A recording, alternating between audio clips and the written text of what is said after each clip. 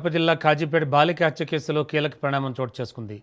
ఈ కేసులో నిందితుడిగా ఉన్న వెంకటేష్పై పోలీసులు కాల్పులు జరిపారు.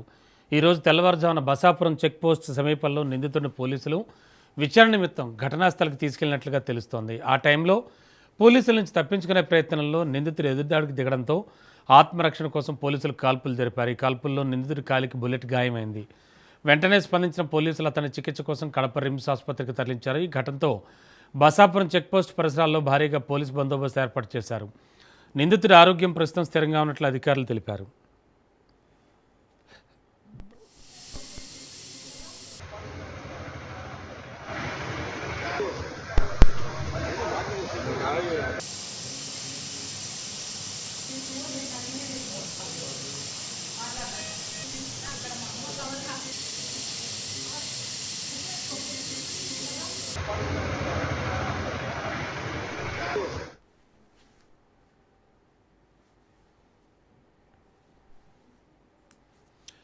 కడప జిల్లా కాజీపేట బాలిక హత్య కేసులో కీలక పరిణామం చోటు చేసుకుంది. బ్రేకింగ్లో చూస్తున్నాం. ఈ కేసులో నిందితుడిగా ఉన్న వెంకటేష్పై పోలీసులు కాల్పులు జరిపారు.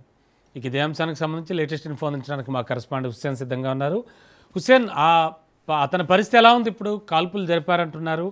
అండ్ మరో నిందితుడి పేరు కూడా చెప్పింది అమ్మాయి. అతని పరిస్థితి ఏమిటి? Okay, thank you Ramana.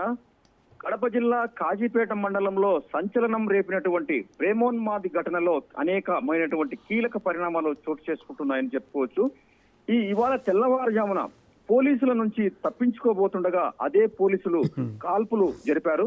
కాలికి తూటాలు తగలడంతో కడప రిమ్స్ లో ప్రేమోన్మాది అయినటువంటి వెంకటేష్ ప్రస్తుతం చికిత్స పొందుతున్నాడు. అయితే కుడికాలు మోకాలు వద్ద నుంచి అరికాలు దాకా వైద్యులు పెద్ద ఎత్తున కట్టారు.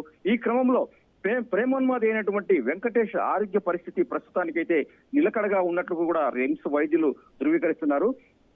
అయితే ఇవాళ తెల్లవారుజామున కీర్తనను దారుణంగా చంపినటువంటి గొంతు కోసి చంపినటువంటి వెంకటేష్ ను విచారణ నిమిత్తం పోలీసు వాహనంలో తీసుకెళ్తుండగా ఇక్కడ బ్రహ్మంగారి మఠం మండలము తర్వాత బసాపురం టోల్ ప్లాజా వద్ద వాహనం ఆగింది. దీంతో వెంకటేష్ తప్పించుకునేటువంటి ప్రయత్నం చేశాడని పోలీసులు చెప్తున్నారు మనకు. అయితే పారిపోతున్న వెంకటేష్ ను పట్టుకోబోతున్న నలుగురు పోలీసులకు కూడా ఈ క్రమంలో గాయాలయ్యాయి. వీరు ప్రస్తుతం మైదుకూరు ప్రభుత్వాసుపత్రిలో చికిత్స పొందుతున్నారు. అయితే ఈ క్రమంలో తప్పించుకునేందుకు వెంకటేష్ ప్రయత్నించగా పోలీసులు పలు రౌండ్లు కాల్పులు జరిపారు. ఈ కాల్పుల్లో వెంకటేష్ కాలికి గాయాలయ్యాయి. ఇదిలా ఉండగా నిన్నటి రోజు కాజీపేట మండలం అగ్రహారం గ్రామంలోని తన ఇంట్లో ఒంటరిగా ఉంటున్నటువంటి కీర్తనను వెంకటేష్ కత్తితో దారుణంగా గొంతు కోయడం జరిగింది.